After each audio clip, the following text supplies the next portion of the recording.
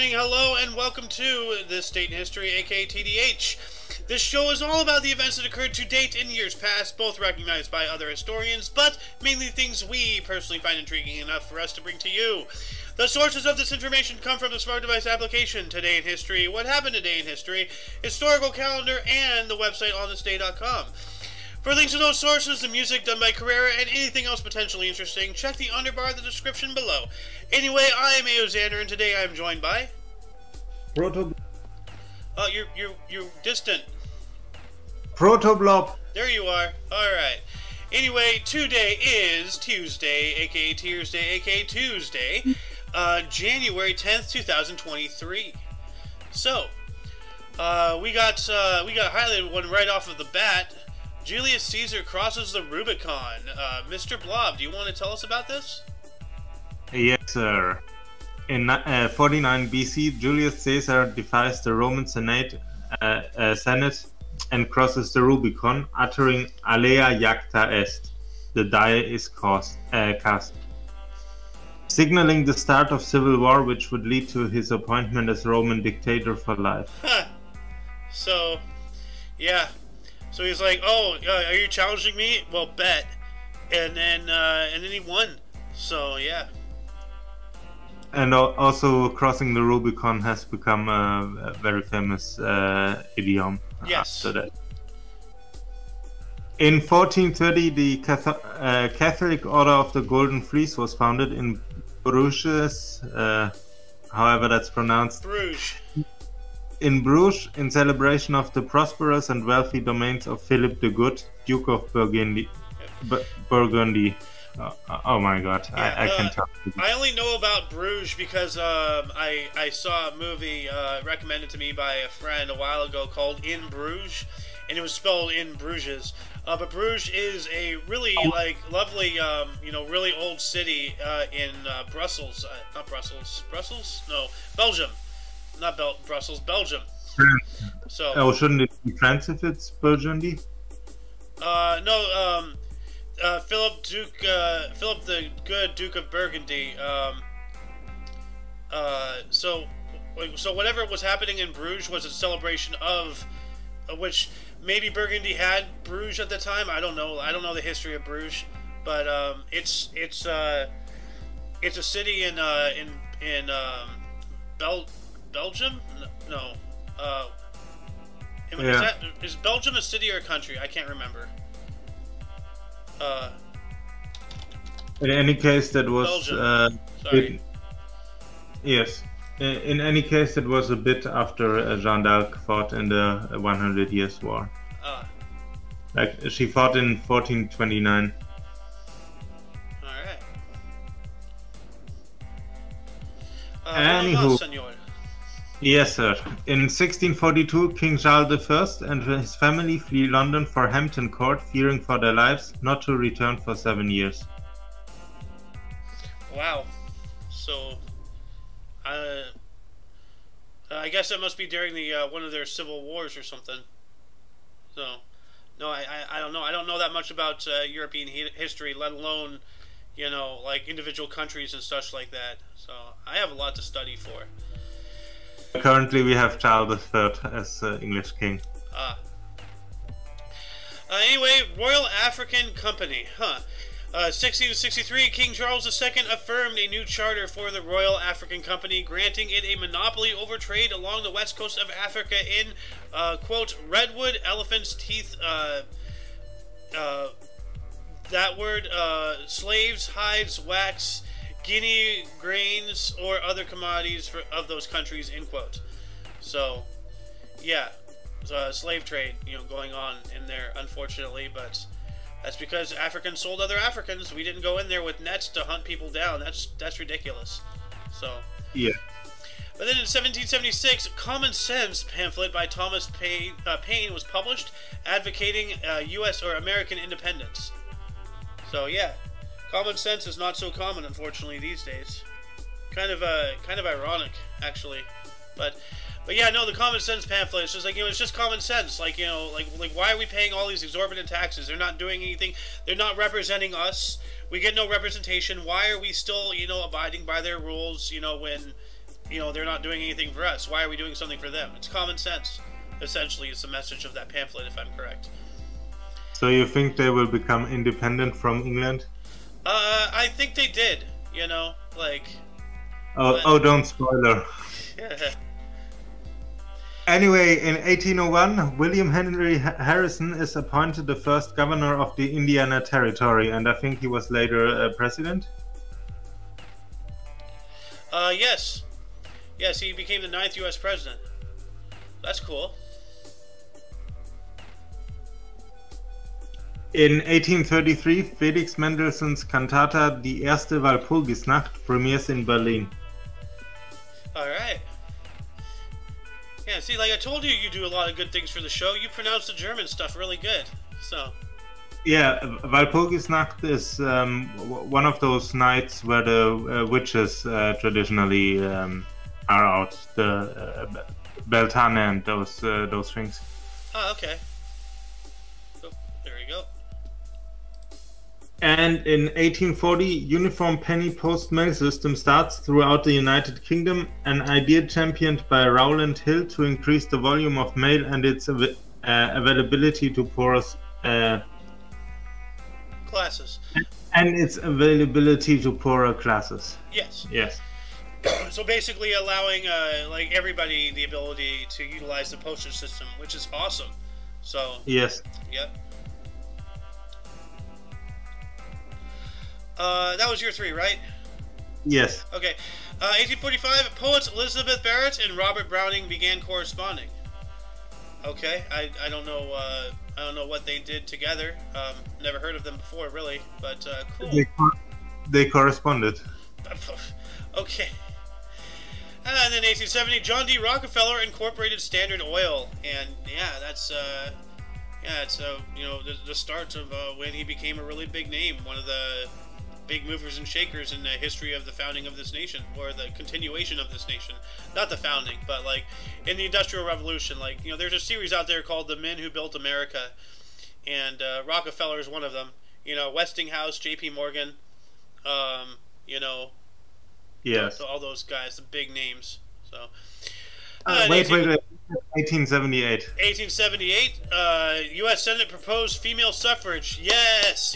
Why is that not highlighted, bro? Like, good eye, by the way. Good eye on catching that.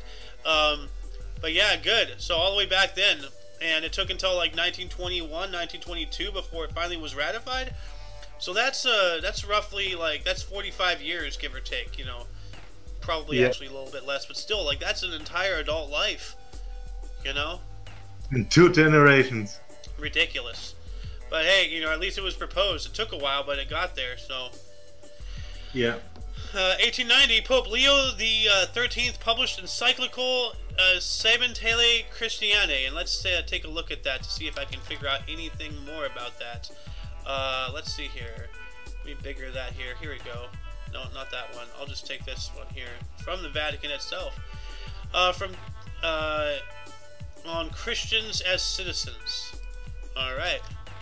Well, I'm going to copy and paste this link into the underbar of the description for further reading if the viewers do so wish. We cannot focus too much on one subject, unfortunately, but we do advocate for people to go look things up themselves. It's always nice. You never know what rabbit hole you'll find. Anyway, I believe it's back to you, good sir. 1997? Alright, in 1897, Henrik Ibsen's play John Gabriel Borkman premieres in Helsingfors. Nice. Cool beard, too. He's got some, biker mutton chop beard mustache thing going on. That's pretty cool. I don't like it, but okay. In 1897, Vincent the Indies Istar premieres in Amsterdam and Brussels. Alright. And in the year 1900, British generals Frederick Roberts and Herbert Kitchener. Wait. I think that might be his full name. The British generals Frederick Roberts and Herbert Kitchener reached Cape Town during the Second Boer War.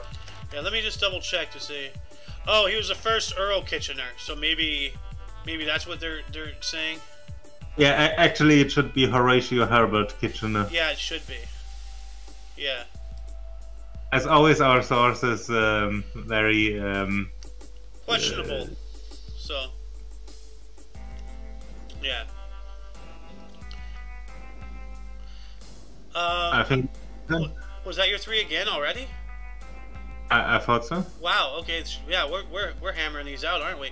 1916, in retaliation for President Woodrow Wilson's recognition of the Karazanga government, members of Pancho Villa's Revolutionary Army took 17 U.S. mining engineers from a train and shoot 16 of them in cold blood. Holy crap! Wow. Bro, really? Like, that's not going to end well for Pancho Villa, and it didn't. So.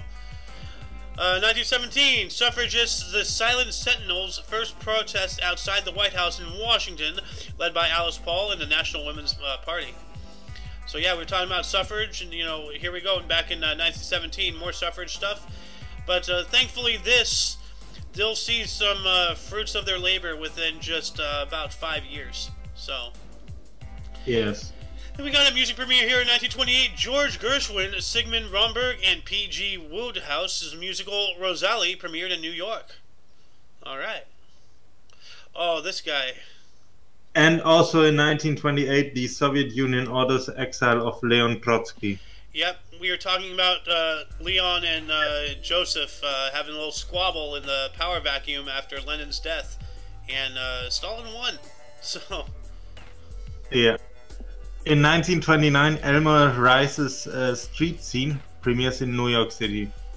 Alright. That's a big hat for his head, but yeah. In 1938, Jean Anouilh's La Sauvage premieres in Paris. Alright. And nobody can speak those names. Nope. Now, before we continue, I do want to say that I'm getting a warning of heavy rain soon, so there might be some hiccups with the internet. Like I might lag, the stream might lag. So I'm out here in California. Like we're not getting hit majorly by that Pineapple Express thing. That's more of the coast and in Northern California, but we're still getting wet out here. But anyway, we're going to move on up to 1943. The first U.S. president to visit a foreign country in wartime, Franklin Delano Roosevelt, left for Casablanca and Morocco. So that's interesting. But he did a lot of traveling out there, you know, during the war, because it was a big thing, you know. Maybe he loved the movie Casablanca, and that's why he went there. I think Casablanca... Actually, when did Casablanca come out? When did Casablanca come out? 1943. This was 1943. Yeah, well, it was 2 weeks earlier. The movie was 2 weeks later than. Okay. Oh well, I guess he had like future vision. I don't know.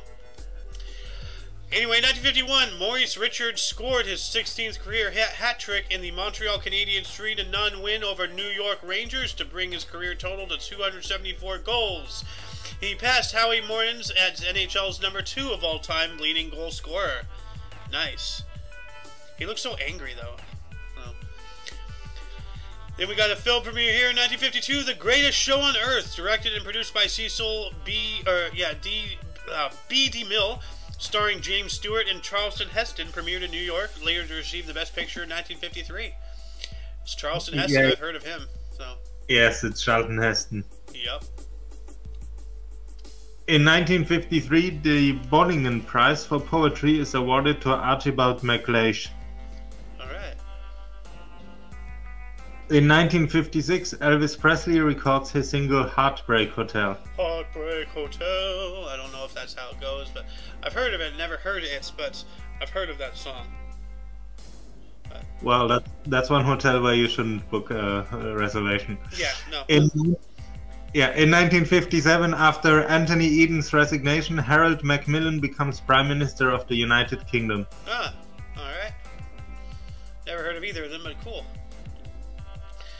Well, that was happening in 1957 as well. Baseball Commissioner Ford Frick ruled Bing Crosby can keep token stock in Detroit Tigers, even though he owns part of the Pittsburgh Pirates as well. So I didn't know Bing Crosby owned sports teams stocks. Well, now you do. And then we got 1958 here. Jerry Lee Lewis's Great Balls of Fire. Goodness gracious, Great Balls of Fire. Dun, dun, dun, dun, dun. Reached #1 in the UK pop charts. Yep. Nothing is more frightening than spherical, combustion. So. And 1965, the 15th NFL Pro Bowl at the LA Memorial Coliseum. Western Conference defeated Eastern Conference 34-14. Ooh, that's rough. Fran Tarkenson, Minnesota Vikings quarterback. Terry Barr, Detroit Lions defense back, I guess. I'm not sure. Yeah, those MVPs. Yeah. In 1967, the 17th NBA All-Star Game, Cow Palace, San Francisco, California. West beats East 135-120. Most valuable player, Rick Barry, SF Warriors, SF. Damn right, West beats East. West Coast, Best Coast, East Coast, Least Coast, yo. I don't know what I'm doing. Anyway, in 1967, Edward W. Brooke, senior for the Republicans in Massachusetts, takes his seat as the first popularly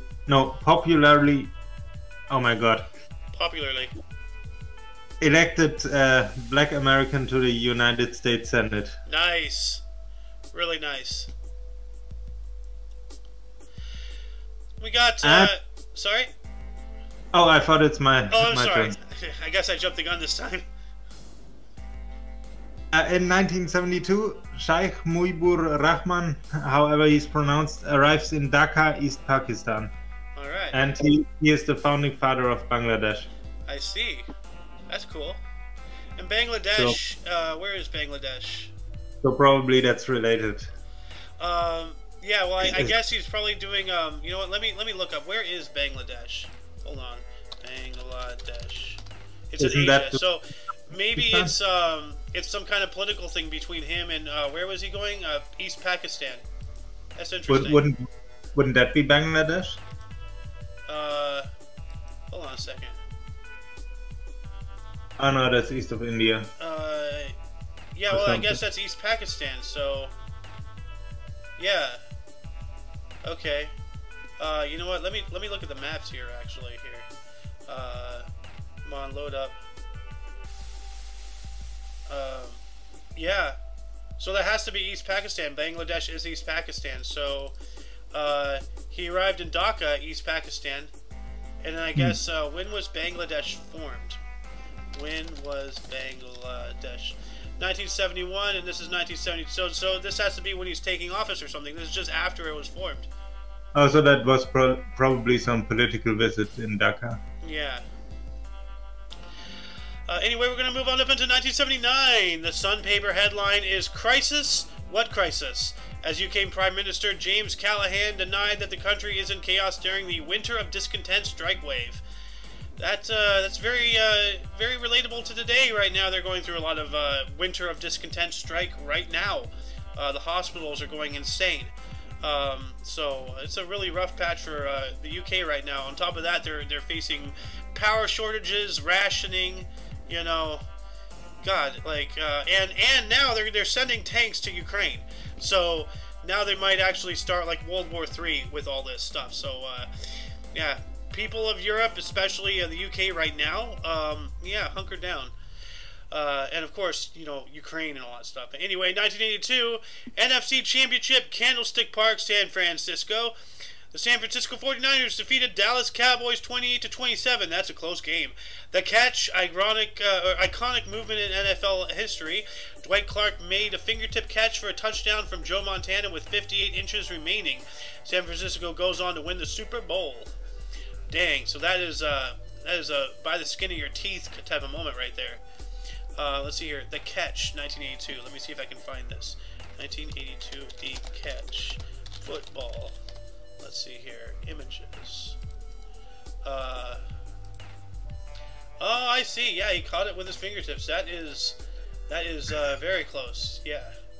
Oh. It's too bad Doom Guy isn't here to express his appreciation. He played football, so... Then in 1984, Louis Aparicio, Harmon Killebrew, and Don Drysdale were elected to baseball's Hall of Fame. And only 2/3 of those people are here, so Lewis, it's kind of funny. The first name named, it's not a name highlighted, so that's strange. Let's move on back to you, Mr. Blob.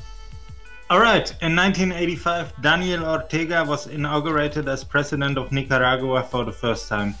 Alright. Cool. And also in 1985, Lenny Wilkens becomes the first to coach in 1,000 NBA games when his Seattle Supersonics defeat the Golden State Warriors 89-86. Ooh, that's cool. So before he was a coach, he was a point guard, so he played in a coach. He was the first one to coach on 1,000 games. That is awesome, and that's a close game, 89-86. That's close. Yeah. Hey, we've spoken about this guy a couple of times. Yes, in 1986, Kareem Abdul-Jabbar of the Los Angeles Lakers scores his 34,000th career point during 124-102 win over the Indiana Pacers. The only NBA player to reach the milestone at that time, remains all-time leader with 38,387 points. Woo! Damn! That's a lot of points, bro! Yes. Wow, so he's a lot better than I thought he was. Jeez, man, like I need to pay more attention to this stuff. I think it's back to you. Alright. 1989, the LA Kings center Wayne Gretzky became the NHL's all-time leading scorer in combined regular season and playoff points. 4 assists and 5-4 home win over Edmonton brings his total to 2011, one more than Gordie Howe. Dang. And in 1990, China lifts their martial law imposed after the Tiananmen Square massacre of 1989, which they say doesn't exist. But there's some people out there who believe the Earth is flat. So yeah, people will say whatever they want. We apologize to all viewers who are just disconnected from the internet for mentioning that word. Oh yeah, whoops. Then we also have some sports history here in 1996. Jimmy Johnson announced as new coach of Miami Dolphins. Hey, football, more football stuff. Where is Doom Guy? Come on. Probably playing football. Probably. In 1997, Arnoldo Ailman sworn in as president of Nicaragua. What a last name. Ailman? Yeah. Wonder what his favorite drink is. Probably lemonade. The Hopman Cup tennis, Karina Habsudova and Karol Kuchera beat French pair Mary Pierce and Cedric Pioline 6-3, 6-4 for a 2-1 win, and Slovakia's first title. In 1998, the Vancouver Canucks veteran center Marc Messier becomes the 6th player in NHL history to record 1,000 assists in a 2-2 tie against the Florida Panthers at General Motors Place. Cool. We got a television debut here in 1999, The Sopranos, starring James Gandolfini as mobster Tony Soprano, debuts on HBO. And that is actually kind of tragic. I thought he was no. This is when this is the television debut of The Sopranos. Okay, I thought for a second that was his debut because he was a really great actor, and he unfortunately suffered a heart attack and passed away at the age of 51 in the year 2013. So I see. Yeah, really great actor. 1999 as well, the 25th People's Choice Awards. Tom Hanks and Sandra Bullock win Dramatic Motion Picture, and Tim Allen and Helen Hunt won for television. It has to be Tool Time or something. Yeah. Yeah. 1999 as well, Fatboy Slim's music single "Praise You" hit #1 in the UK. All right. It's called Home Improvement, by the way. Oh yeah, Home Improvement. Sorry, Tool Time with Tim Allen. It's part of Home Improvement. Yes. I wonder what Tom Hanks was doing. A dramatic motion picture. Oh, is that Castaway? I have no idea. Like Sandra Bullock played his wife, I think. I don't know.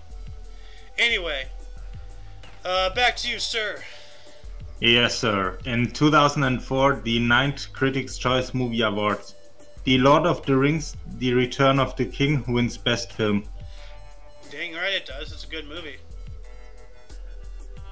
And in 2006, the 32nd People's Choice Awards. Johnny Depp and Sandra Bullock win for motion picture, and Ray Romano and Jennifer Garner win for television. Well, Ray Romano, obviously everyone loves Raymond or something, and Johnny Depp and Sandra Bullock again, like she was the one up here, right? Sandra Bullock, yeah. So yeah, she's in this thing again. Pirates of the Caribbean, maybe? I don't know.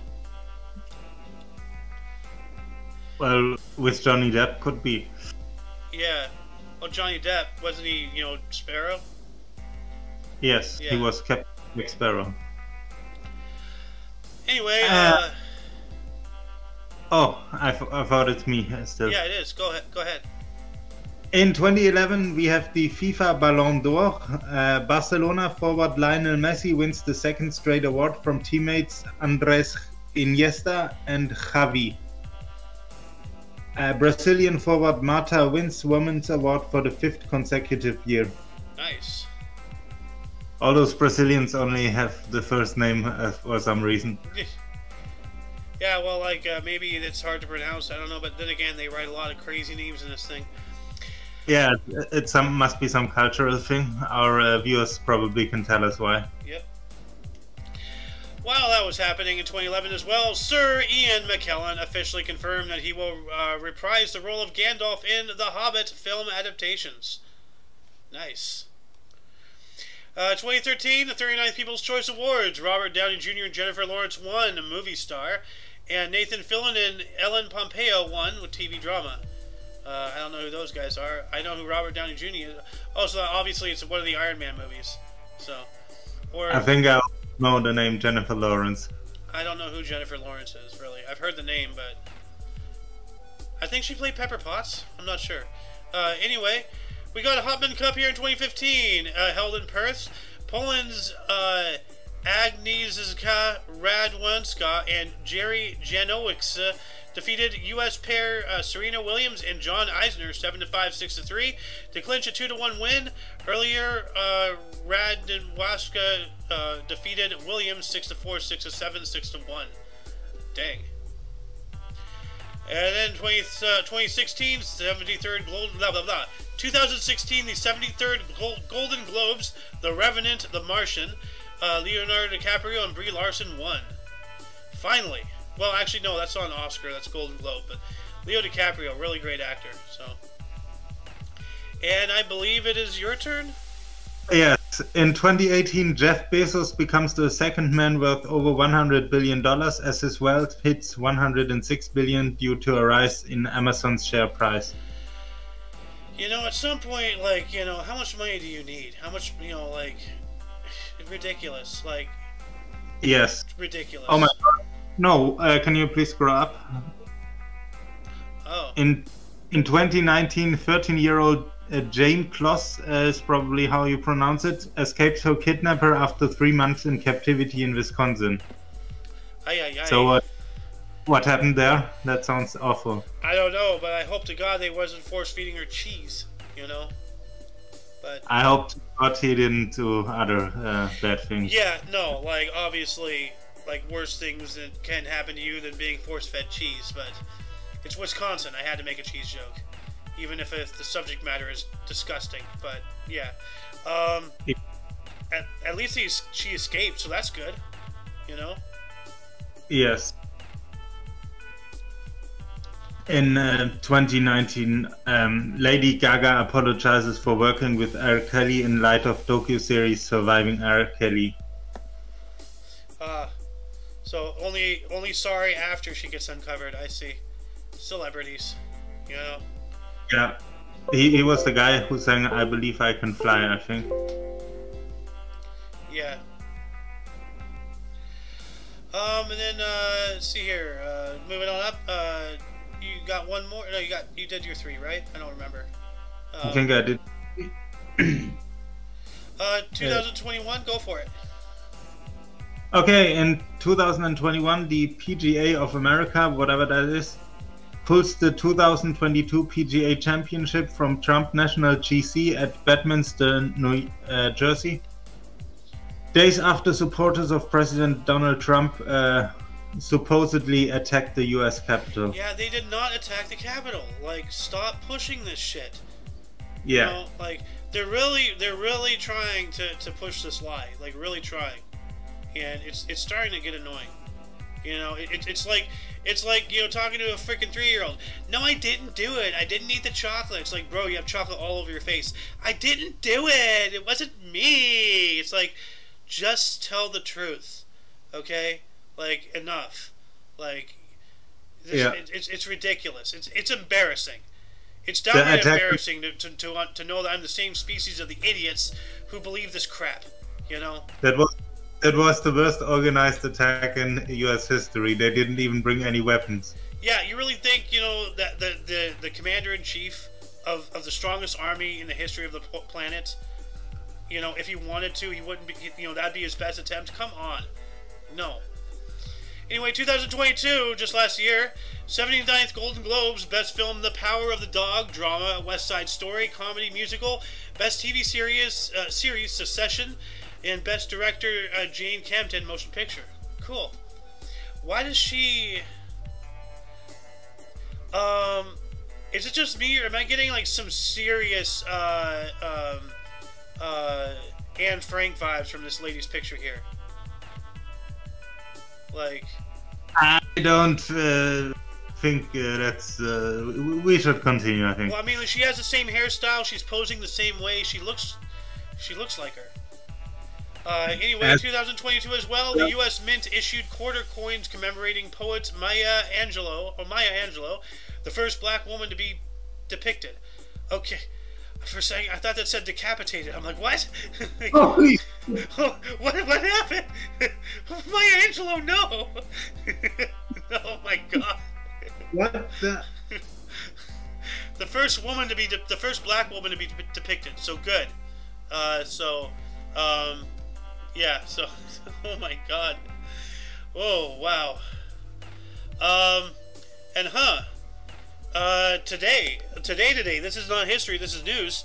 Prince Harry's memoir, Spare, goes on sale worldwide, revealing controversial details of his upbringing and falling out with the British royal family. So, yeah, if you're into that crap, go out and get some. So... As a German, I know what affiliation he had a few years ago, so don't believe everything he writes.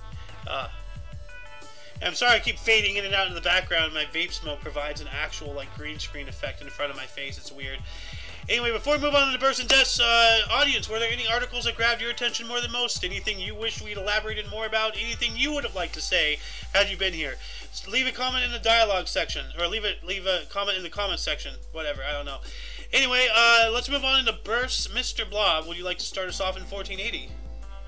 Alright, in 1480, Margaret of Austria, regent of the Netherlands, she was born in the city of Brussels, Belgium, and died in 1530, so around 50 years old.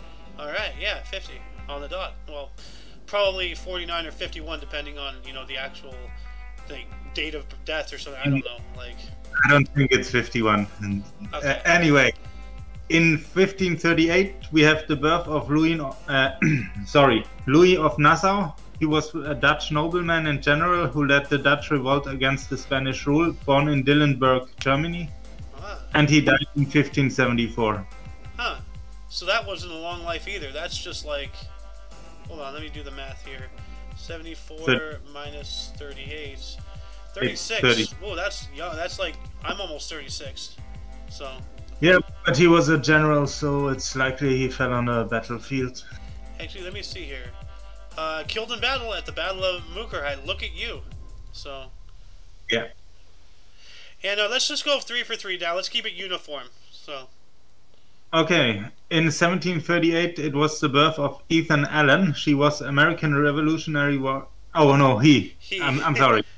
He was American Revolutionary War patriot. He led the Green Mountain Boys and was born in Litchfield, Connecticut, and died in 1789. Probably during battle too. Apoplectic fit. What the hell is that? That sounds like seizure or something. Also known as apoplexy, refers to a sudden neurological impairment often resulting from a brain hemorrhage or a stroke. As a medical condition, an apoplectic fit it has a sudden onset. A person's sense and motions are stifled. It can also be used to describe an extreme rage or anger. So his brain popped. It sounds like. That's rough. And it's like that one guy from King of the Hill who like got so angry he died. So anyway, 1843 we have Frank James. He was a U.S. outlaw or an American outlaw. He was a member of the James Younger Gang, born in Clay County, Missouri. So that sounds Jesse James. So yeah, there were two brothers, but I don't know if Frank James was the other one.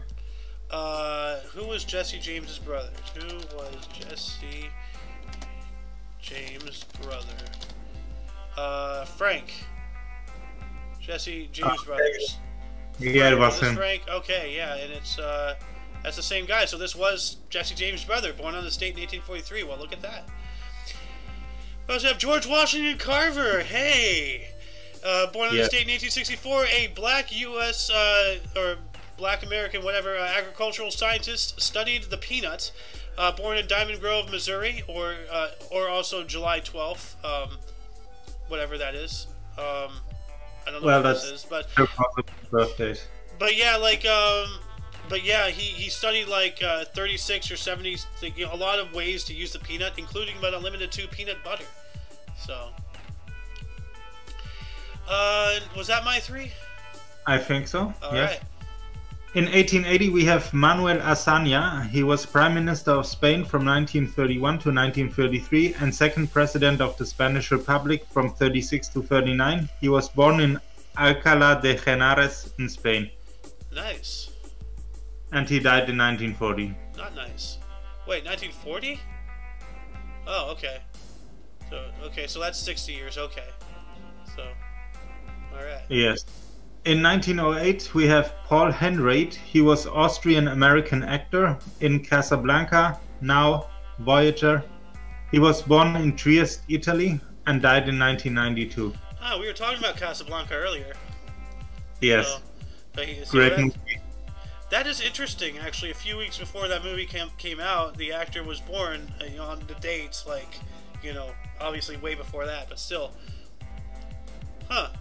That's interesting. Having your birthday and then a couple weeks later, your movie comes out. That's cool. Dan, a lot of scrolling. Come on, give us somebody. There we go. In 1936, we have Stephen E. Ambrose. He was American historian, for example, Band of Brothers. And he was born in Lovington, Illinois, and died in 2002. All right. I wonder, because Band of Brothers was... Hold on a second. When did Band of Brothers come out? September 9th, 2001. So, and then he died in October 13th, 2002. So he was only on there for like almost just under a year. So that sucks. But as I understand it, he did historical research. He didn't act in the thing. Yeah, he's a historian. So what a way to go out, though, working on Band of Brothers and dying during that project. That sucks, but that's a pretty cool way to go out, to be remembered. I think it's your turn again. All right, 1938 we have Frank Mahovlich, Canadian Hockey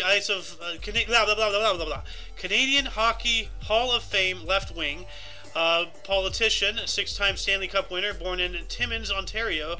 He's 85 today. Happy birthday.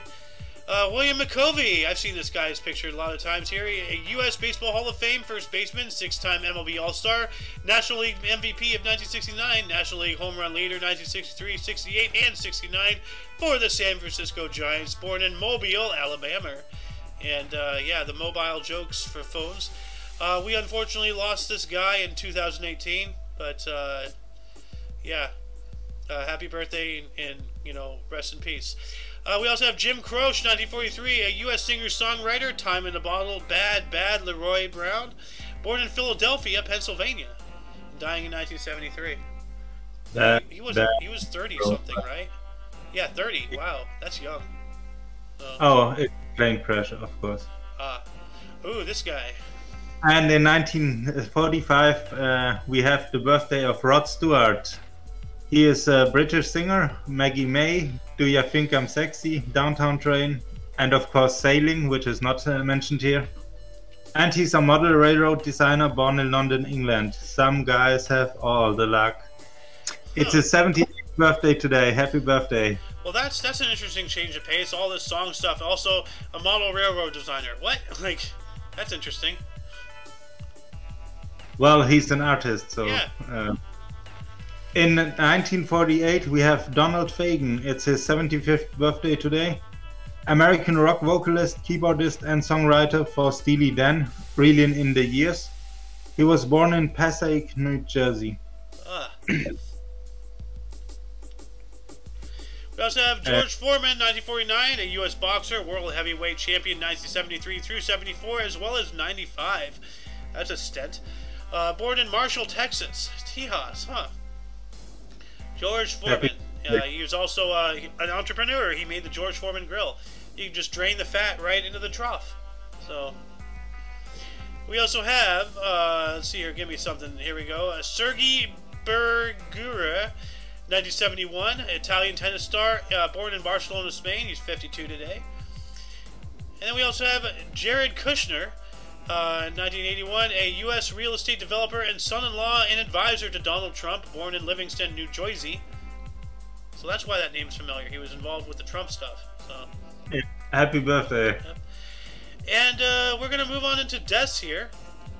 Do you want to start us off in 314? Alright, in 314 we have the death of Pope Saint Miltiades. He was Bishop of Rome from 311 to 314. Ah. Which probably was Pope at the time. Yes. And who else do we have? Here we go. Oh, in 1778 we have Carl Linnaeus, Swedish botanist, explorer, and the father of taxonomy. He died at 70 years old. He was born in 1707.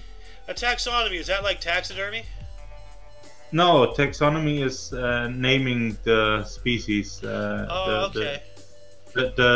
The way of naming things.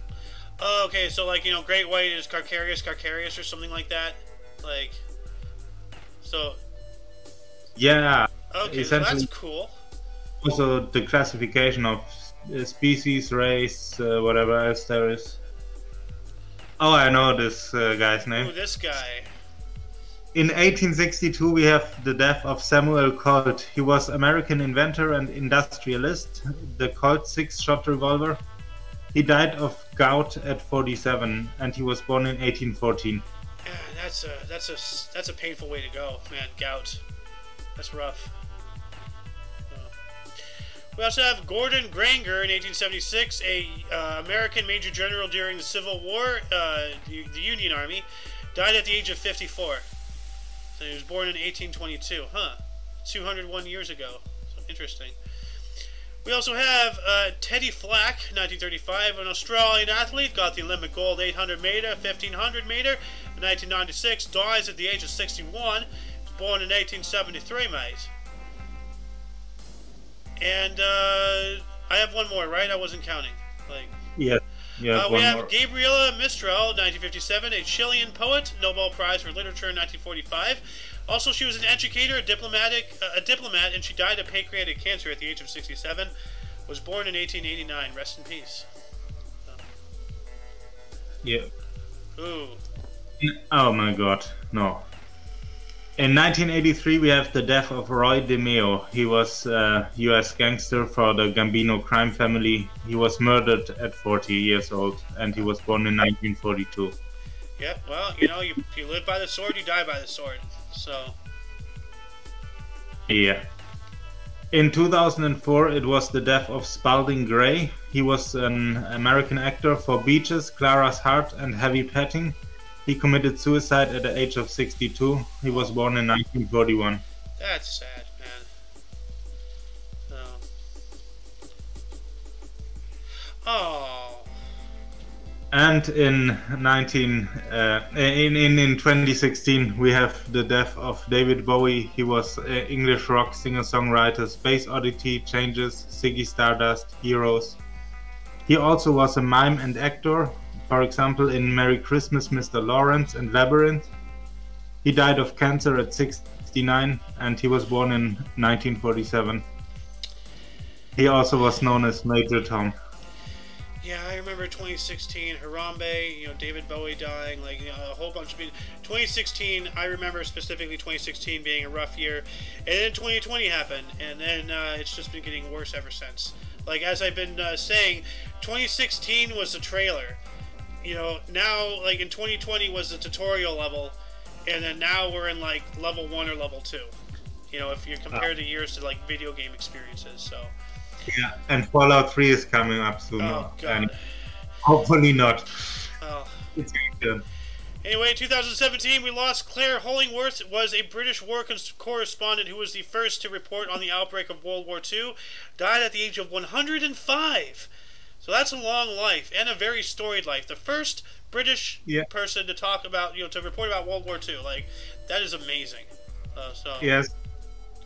She was born in 1911. Yeah, she was. And look at her with all of her binoculars and bags and, things for stuff. And she was ready. So she lived through the First World War and reported first on the second. Yes, she did. So, and then I'm just going to take 2022 here. Jamal Khan! Warren Chesborough, a U.S. jazz vibraphonist and marimba player, Sounds of Liberation Creative Art Ensemble, died of kidney failure at the age of 75. Rest in peace. Is a vibraphone something like a theremin? I don't know. Let me check this out here. Vibraphone. Vibraphonist. Oh, okay. It's like a xylophone, but more advanced. Okay. So, that's cool. All right. Anyway, that shall conclude the show today. Once again, you can check the underbar of the description for any links you may find interesting, including but not limited to all things OMNI Coalition. Go check out our other stuff. Anyway, for your dose of past events daily, we stream every day at 10 in the morning Pacific time, which is 11 Mountain, 12 Central, 1 p.m. Eastern. 7 p.m. German time. Yep. Anyway, for all of you and all of us, I'm Xander. I'm Protoblob. And you are you, and until you catch us tomorrow, or if you're interested in some news, notable events, weather, and sports, we have that coming up in a few hours at 2 p.m. Pacific time. Anyway, until then, don't forget to look right and left at every intersection, rate 5 thumbs, and subscribe. Toodles!